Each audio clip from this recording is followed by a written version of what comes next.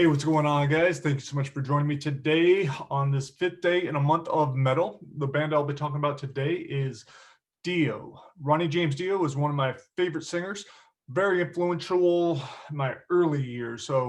Holy Diver came out in '83. I started listening to it, yeah, probably like that was probably when I was listening to it. Listened to some Heaven and Hell and a couple of the Black Sabbath albums before that.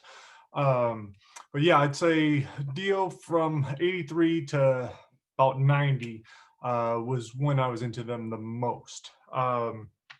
As far as favorite memories, it was definitely first concert I ever went to. I'm almost positive is either his or Iron Maiden's. It was like they were about a month apart. I think they were both at Irvine Meadows. But my brother Mike, big metalhead, 3 years older, he took me to Ronnie James Dio, Accept, and Yngwie Malmsteen. And I just remember what an awesome concert it was. It was my first concert experience, I think.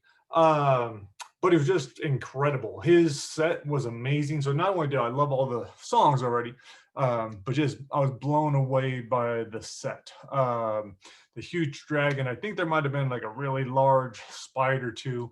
He just had so many cool things up on his stage, and it was just amazing. So after that, for sure, I was a fan. I think I might have seen him once or twice after that, but that was probably about it.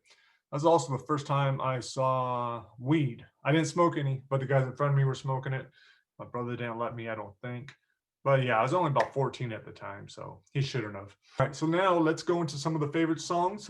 When he was in Rainbow, wasn't a huge fan. It was a little bit before me, but Man on Silver Mountain, that's an awesome song. Always loved it. Loved the imagery. Loved his storytelling ability.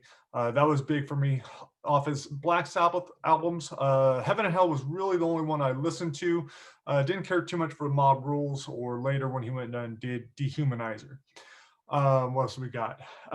So his first album with Dio, Holy Diver, definitely my favorite album. I loved just the album cover alone with the devil and with his whip, chain whip wrapped around a priest, and it's broken and the priest is drowning in this ocean or whatever. I was like, that's awesome. I was such a I was being forced into Catholicism. I hated it.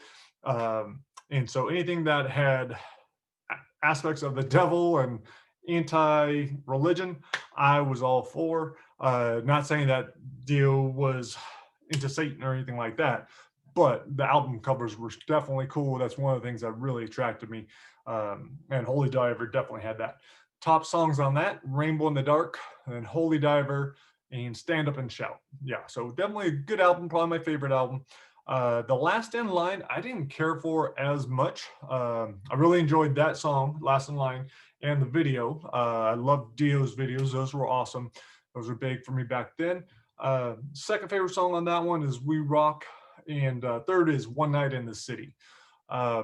Sacred Heart, which is the tour that I went to the first time I saw him, didn't really care much for that album. It was a little bit slower. I don't know. There wasn't anything that really stood out. In fact, so I'm not even going to list any songs on it because they're all okay, but nothing that I really loved. But then the second favorite album was Dream Evil. I listened to that one a lot. The title track, Dream Evil, was my number one song on there. Sunset Superman and All the Fools Sailed Away. And I think, I don't know, Dio was one of the slower bands I listened to, but they're still powerful songs. I enjoyed them. Yeah, and that's pretty much it for the songs. Today I was listening to all the other albums, and I just realized I never really cared for them. There's nothing that really stood out. So Lock Up the Wolves might have been the last one that I actually bought of theirs. And then there was Strange Highways, Angry Machines, Magica, Killing the Dragon, Master of the Moon. None of those, I just wasn't a fan anymore. I still love listening to the old stuff, but just really not a fan of the new ones. As far as his influence on me and my writing, I would say he definitely inspired me to be able to tell stories. That's one of the things I loved about him. And I don't know, just lots of that cool ass imagery. The only song of his that sparked a short story was Last in Line, and that story is in Untold Mayhem.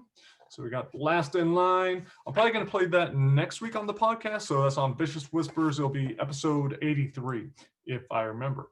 But thanks for checking this out. If you enjoyed it, please hit the like button, subscribe, tell your metal friends, and leave your comments. Which albums did you like? Maybe there are some cool songs off those last albums that I just haven't really given a chance. So let me know what you guys think. I'm not sure who tomorrow's band is going to be, but I'm leaning towards Slayer. But that's such a big one. Slayer should be like 3 days for me because of all the fucking albums and how much I've been into them.